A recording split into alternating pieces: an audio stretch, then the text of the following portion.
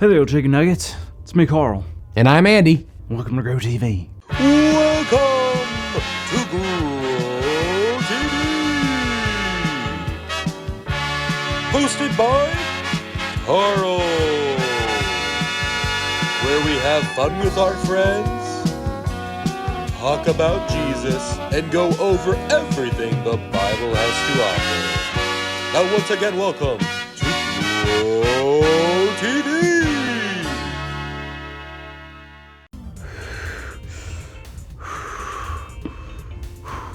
So, Carl, Yes, Andy? what are you doing? Nothing.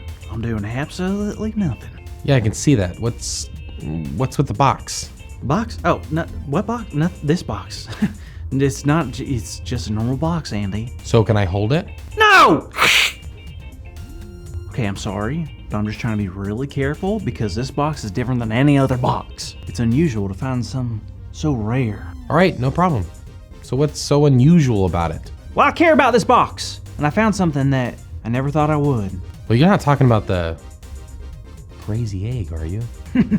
Yeah, I got the crazy egg. Everybody knows that a box of eggs comes with 12 eggs in it, but every once in a while, you'll find one that has an extra egg. A 13th egg. A crazy egg. Crazy egg. Wow, Carl, that's amazing. You must be so happy.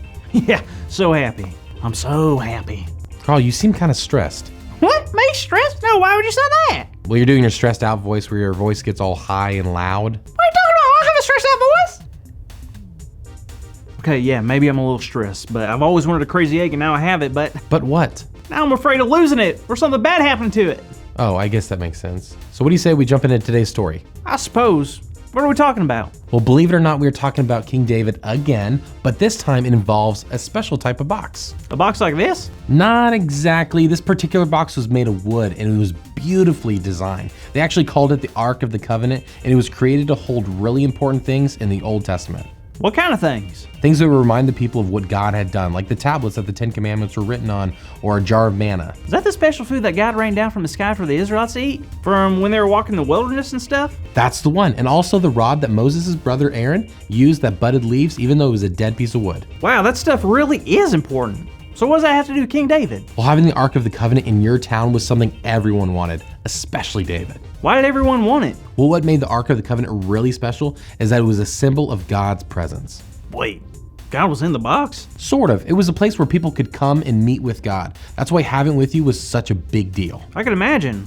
Well, who had the ark? Well, David and his men came and got the Ark from a place called Bela, and they brought it back to Israel. Nice. I bet they were nervous like me, huh? Holding on to the ark, protecting it, trying to make sure nothing bad happened to it.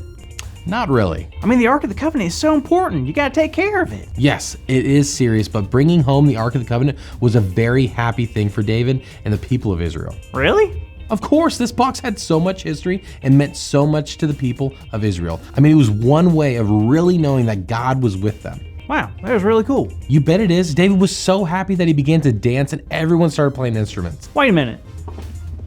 David was dancing, right? Yeah? But it said he was dancing in his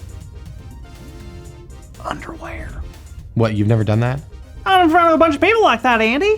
Fair enough. But at that moment, David didn't care what he was wearing or who was watching. He was just so happy and filled with joy.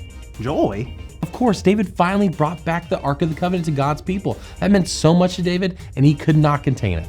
I know how that goes. Sometimes I feel like I'm just gonna burst and I don't get all my feelings out. But I don't think everyone gets me. You know what? David experienced that too. Some people thought that the highest ruler in all of the land should not be behaving in such an unusual way. But David let them know that his joy came from the Lord and he couldn't hide it. Well, good for David. Why should he? Well, after listening to this story, I think it's obvious that God gives unexplainable joy. Carl, you know what gives me joy? Silly cat videos on YouTube? No, you said our big idea. Today's big idea is God gives unexplainable joy. So let's say it out loud on the count of three. One, two, three. God gives unexplainable joy! Yeah!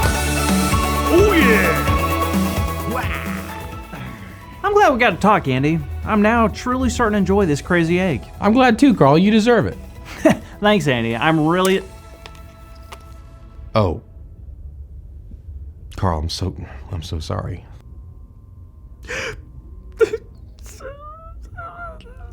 Oh, Carl, don't cry.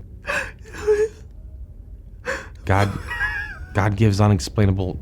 Okay, that's Ow. that's all for today. That's all for today, kids. Sorry.